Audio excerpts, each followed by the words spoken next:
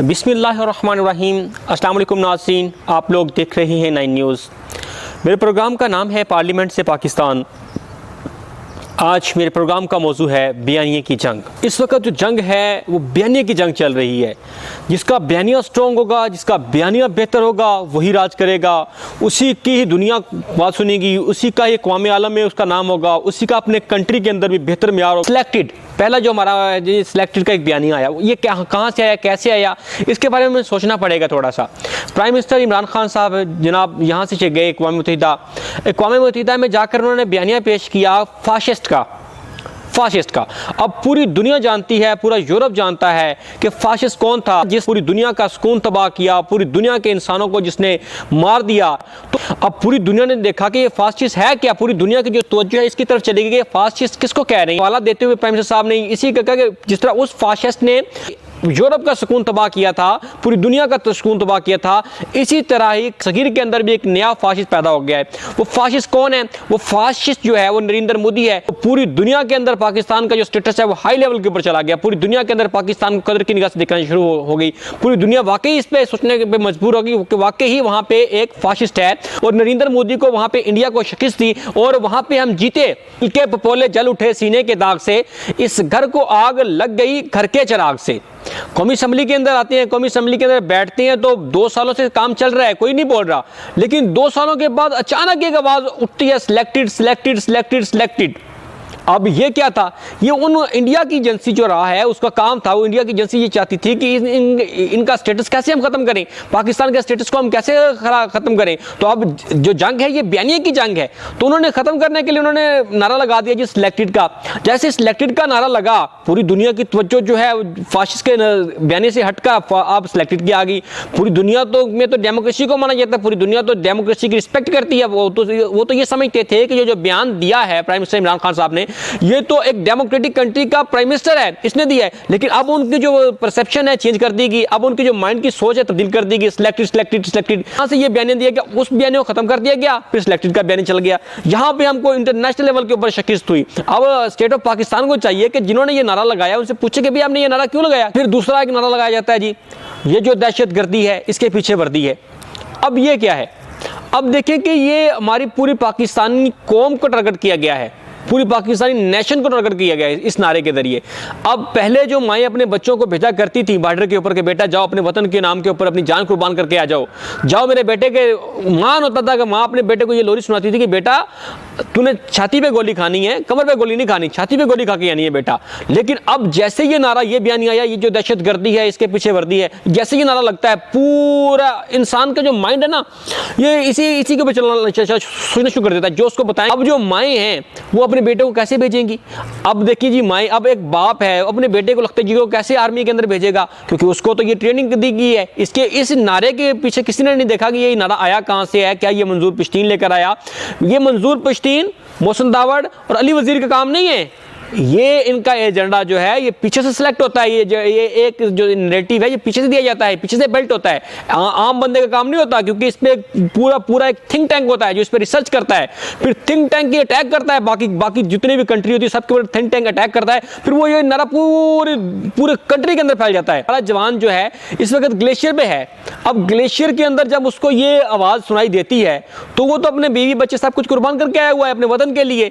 लेकिन अब जब उसको ये दिखाया जाता है कि ये जो दहशतगर्दी है इसके पीछे वर्दी, उसने दहशतगर्द कह रहे हैं तो फिर मैं क्यों नौकरी करता हूं, फिर मैं वापस आ जाता हूं। अब ये नारा उसको हिट करता है, उसके माइंड को हिट करता है। फिर यही नारा जो है एक छोटा बच्चा जो था जिसे दिखाया जाता था, सुनाया जाता था कि मेरे वतन पाक वतन, इतने बच्चे को, छोटे बच्चे के ये दिमाग में जाके असर करता है।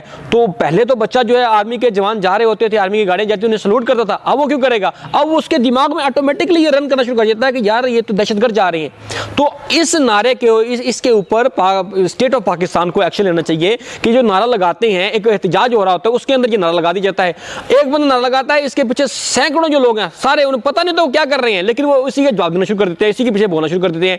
तो इसके ऊपर स्टेट ऑफ पाकिस्तान को एक्शन लेना चाहिए। यानी कहां से आते हैं? नारा लगाना चाहता हूं, काजी को सुनाना चाहता हूं।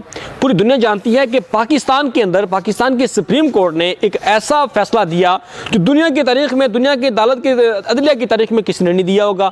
वो ये फैसला दिया कि एक आमिर जो था, जिसने आइन के आर्टिकल 58(2)(b) को तोड़ा, उसको सजाए मौत सुना दी गई। ठीक है जी, बड़ा बेहतरीन फैसला था। अब बेहतरीन फैसला था, अब दुनिया के अंदर जो बेहतरीन अदालत, दुनिया की सबसे बड़ी अदालत है, वहां पे सुनहरी हरूफ में लेकर जाना था। लेकिन हमारे हुक्मरानों ने इसके पीछे ये एक नारा लगाना शुरू कर दिया, ये जो एक नारा लगाना चाहता हूँ, काजी को सुनाना चाहता हूँ। यहाँ पे ये इंटरनेशनल लेवल के एजेंडे के ऊपर आए, इन्होंने हमारे अदलिया के ऊपर अटैक किया। इंटरनेशनल लेवल की दुनिया को ये सुनाया जा रहा है कि यहाँ पे इंसाफ नहीं हो रहा। हालांकि जो पाकिस्तानी सुप्रीम कोर्ट है वो सबसे हाई क्लास की सुप्रीम कोर्ट है, सबसे बढ़िया सुप्रीम कोर्ट है, और जो पाकिस्तान में इंसाफ होता है दुनिया में कहीं भी इंसाफ नहीं होता। नाज़रीन, प्राइम मिनिस्टर साहब जो हैं इमरान खान साहब हैरान होते हैं, एक बयान दिया अपना, उन्होंने खिताब किया, तो उसके बाद जनाब जी दूसरे जो मुखालिफिन हैं वो शुरू हो जाती हैं। अब ये बात है कि प्राइम मिनिस्टर साहब ने जो खिताब करते हैं, प्राइम मिनिस्टर साहब ने खिताब किया, ठीक है जी, 10 मिनट के बाद जो मुखालिफिन हैं वही बयानियाँ लेकर आ जाती हैं। जनाब ये नाअहल है, इसे पता नहीं, इसे पता नहीं, इसे पता नहीं है। जो एक कापी होती है, जब उनका असल रिकॉर्ड कापी होती है, इसके अलावा कोई बंदा भी जो है ना बात आगे तक नहीं पहुंचा सकता, क्योंकि जब तक उसको ये जो असल कापी है, जहाँ पे भी रिकॉर्ड होती है, असल कापी मुखालिफिन तक जाती है। जब मुखालिफिन असल कापी को देखते हैं, उसी से फिर वो एक स्क्रिप्ट तैयार करते हैं, वो देखते हैं जनाब कहाँ से इसने मिस्टेक की है, क्योंकि इंसान तो गलती का पुतला है ना। बाबे आदम ने गलती की थी, इंसान से गलती हो जाती है, हर बंदे से गलती हो जाती है, तो इंसान कहीं ना कहीं तो गलती कर लेता है, तो गलती होती है, वो गलतियों को पकड़ते हैं जनाब, और फिर वो आ जाती हैं, ये प्राइम मिनिस्टर ने ये इस तरह कह दिया, इस तरह कह दिया, इस तरह कह दिया। तो इसके ऊपर देखना चाहिए कि ये कापी देता कौन है, कापी जाती कहाँ? न्याजी। अब एक बयानिया बनता है जी, न्याजी, हर बंदा न्याजी कहता है। अब मुझे भी सोचना पड़ रहा है भाई न्याजी साहब क्यों कह रहे। अब न्याजी का ये मतलब है कि प्राइम मिनिस्टर की जो पर्सनैलिटी है उसको लूज किया जा रहा है इस नारे के तहत। प्राइम मिनिस्टर साहब जब खान का नारा लगता है तो खैबर से लेकर कराची तक हर बंदा उनका फ़ैन है, लेकिन जब उनके ऊपर एक न्याजी का बयानिया दे दिया जाता है, न्याजी, फिर उन्हें महदूद कर दिया जाता है सिर्फ मियाँ वाली तक। अब इस बयाने के तहत प्राइम मिनिस्टर साहब को कैसे उनकी पर्सनैलिटी को टारगेट किया जा रहा है। जट फैमिली से ताल्लुक है मेरा, सब कास्ट हमारी जो है, सब कास्ट हमारी भुट्टर है, तो भुट्टर मैं अपने नाम के साथ लगाता हूँ। इसी तरह प्राइम मिनिस्टर साहब जिस तरह खान है, खानों की अगर सब कास्ट होती हैं, खट्टक हो गए, अफरीदी हो गए, तरीन हो गए, औरकजई हो गए, ओचकजई हो गए, केजई हो गए, अफरीदी हो गए, ये जितनी भी पठानों की किस्में हैं, सब कास्ट ये सारे हैं तो खान ही, लेकिन अब सब कास्ट है, सब कास्ट के जरिए से ही वो खान है, तो इसलिए न्याजी भी खान है, लेकिन उन्होंने टारगेट करना है इमरान खान साहब को, उनकी पर्सनैलिटी को कम करना है।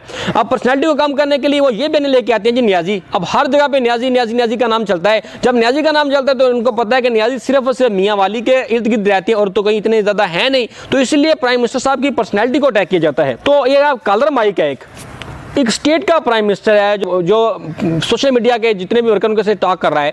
अब प्राइम मिनिस्टर साहब का कॉलर माइक का जो उनकी तार है, जो वायर है, वो सामने नजर आ रही है जनाब। इसके ऊपर स्टेट का क्या म्यार बनता होगा, इस पर स्टेट की क्या पर्सनैलिटी होती होगी कि एक प्राइम मिनिस्टर साहब जो हैं उनका जो है कॉलर माइक वो बाहर आ रहा है।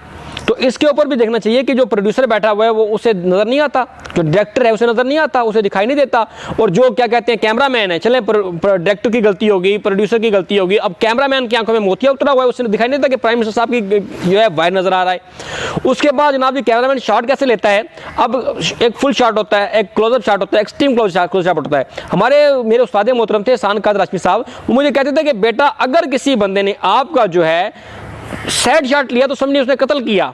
अब प्राइम मिनिस्टर साहब बैठे हुए हैं, प्राइम मिनिस्टर साहब का वो सैड शॉट लेता है, प्राइम मिनिस्टर साहब की जो बोतल है वो साथ में पड़ी वो भी दिखा रहा है। ये जानबूझकर प्राइम मिनिस्टर साहब की पर्सनैलिटी को लूज किया जा रहा है। इसके ऊपर एक्शन लेना पड़ेगा, उस डायरेक्टर से भी पूछना पड़ेगा, उस प्रोड्यूसर से भी पूछना पड़ेगा, उस कैमरामैन से भी पूछना पड़ेगा। तहज़ीब सिखाती है जीने का सलीका, वरना इल्म से जाहिल की जहालत नहीं जाती। अब गेस्ट जो है वो बैठे हुए हैं, अब प्राइम मिनिस्टर साहब सामने बैठे बयान कर रहे हैं, उनके जो पाँव हैं वो नजर आ रहे हैं, जो उन्होंने पाँव जो है प्राइम मिनिस्टर साहब की तरफ किए हुए हैं, अब वो भी दिखा रहा है। अब हम लोग नहीं देखते, लेकिन दुश्मन इसको देखता है, दुश्मन इसको बड़ी करीब की निगाह से देखता है, दुश्मन हर एक जो गलती है उसे पकड़ता है। तो अब देखें कि यहाँ पे भी प्राइम मिनिस्टर साहब की पर्सनैलिटी को लूज किया जा रहा है, तो इसके ऊपर भी स्टेट ऑफ पाकिस्तान को एक्शन लेना चाहिए। अब तीसरी बात जो है कि हर किसी की माँ बहन बेटी एक होती है, हर किसी की माँ बहन बेटी एक होती है, लेकिन हम लोगों ने एक वतीरा बना ली, बहन को अटैक करेगा, मैं उसकी बहन को अटैक करूंगा, उसकी फैमिली को अटैक करूंगा। तो ईमान के अंदर एक ऐसा कानून बनाना चाहिए कि किसी की मां बहन बेटी के ऊपर कोई बात ना करे। अगर किसी को मसला है वो अदालत में जाए, वहां पर जाके पेश करे, ठीक है जी, वहां पे जाके जिस तरह अदालत जो फैसला सुनाएगी वो बेहतर होगा। अब किसी के ऊपर अटैक ना करें, किसी की पर्सनैलिटी पे अटैक ना करें, इससे स्टेट का म्यार खराब होता है, इससे स्टेट के ऊपर लोग बात करते हैं।